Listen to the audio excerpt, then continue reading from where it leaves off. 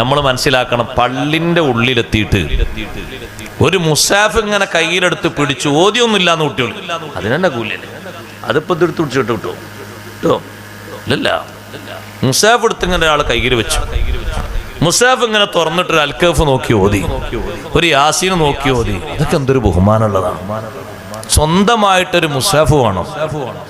വീടുകളിൽ നിന്ന് മുസാഫ് കുറവാണ്. മരിച്ചു കഴിഞ്ഞാൽ അപ്പോൾ പള്ളിയിലേക്ക് പിന്നെ ഫോൺ വരികയാണ്, അനൗൺസ്മെന്റ്, ഒരു 10-25 മുസാഫ് കൊടുത്തേക്ക്. അപ്പോൾ അവിടെ എത്തിയിട്ട് 2 മുസാഫ് ആക്കട്ടെ. മുസാഫ് ഇപ്പോൾ വരും പള്ളിയിൽ നിന്ന്. പിന്നെ ഇവിടെ എന്താ ഉള്ളത്? ഇവിടെ ഷെൽഫിലൊക്കെ മൊബൈൽ ഉണ്ടാവുകയാണെങ്കിൽ തരാം. ഓരോരുത്തർക്ക് 3 വീതമുണ്ട്. മുസാഫിൻ്റെ വീടുകളിൽ സുരക്ഷിതമായിട്ട് വെക്കണം. ഉള്ള മുസാഫ് നല്ല ചട്ട വെച്ച് സൂക്ഷിക്കണം. മുസാഫ് ഒരിക്കലും സഹോദരന്മാരെ നിന്ദിക്കുന്ന രൂപത്തിൽ ആക്രിക്കടയിൽ കൊണ്ടുപോകുന്ന ചാക്കിൽ ഒരിക്കലും ഉണ്ടാകരുത്. കാഫിറായി ചത്തുപോകും. അല്ലാഹു കാത്ത് രക്ഷിക്കട്ടെ. ഒരിക്കലും നമ്മളെ ഏർപ്പാടിൽ ഉണ്ടാകരുത് അങ്ങനെ. ഇപ്പൊ അടുത്ത് നമ്മളെ സുഹൃത്തിനെ വിളിച്ചു, ആക്രിക്കടക്കാരനായ ഒരു ഹൈന്ദവ സഹോദരൻ. അറബി എഴുത്ത് കണ്ടിട്ടാണ് ഞാൻ വിളിക്കുന്നത്. നിങ്ങളെ പള്ളിയിലും വീട്ടിലൊക്കെ ഉപയോഗിക്കുന്ന ഒരു ഗ്രന്ഥം തോന്നുന്നുണ്ട്, എനിക്ക് തൊടാൻ പേടിയായിട്ട് ഒരു ചാക്കിൽ അങ്ങനെ 5 വന്നിട്ടുണ്ട്. അദ്ദേഹം ഓടിപ്പോയി നോക്കുന്ന സമയത്ത് മുസഹഫാണ്. അലിഫ്ലാമീന്റെ മുമ്പുള്ള ഫാത്തിഹ പോലും അതിൽ നിന്നൊരു പേജ് പോലും പോയിട്ടില്ല.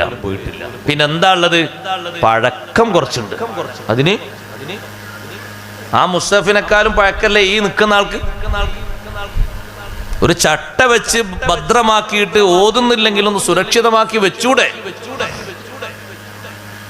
ഒരു ബഹുമാനം നൽകണ്ടേതിന്.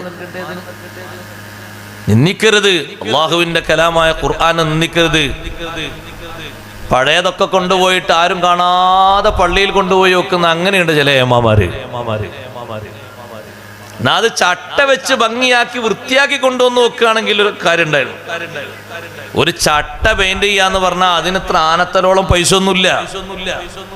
നല്ല ആ പണി അറിയുന്ന മുത്താലിമീങ്ങൾ ഉണ്ടാകും പെയിന്റിങ് അറിയണേ. അവർക്കൊരു പെയിന്റിങ്ങിന് 100 രൂപ വെച്ചാൽ കൊടുത്തേക്ക് അവർ ശരിയാക്കി തരും. നല്ല ചട്ട വെച്ച് ഉഷാറാക്കി തരും. അതിനിത്ര വലിയ തോന പണി നോക്കുക. പഴയ കാലത്ത് ഉസ്താദുമാർക്ക് കിതാബിനെ ഇന്നൊരു ഹിദ്മയാണത്.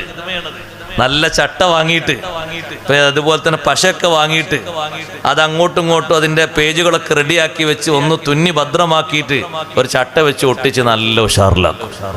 കുറേ കാലം അത് ഉപയോഗിക്കാൻ പറ്റും കേടില്ലാത്ത രൂപത്തിൽ. വൃത്തിയാക്കി സൂക്ഷിക്കണം. പേജ് അങ്ങോട്ടും ഇങ്ങോട്ടും പറഞ്ഞ് തുന്നം പാറിപ്പോകുന്ന രീതിയിലാകരുത്.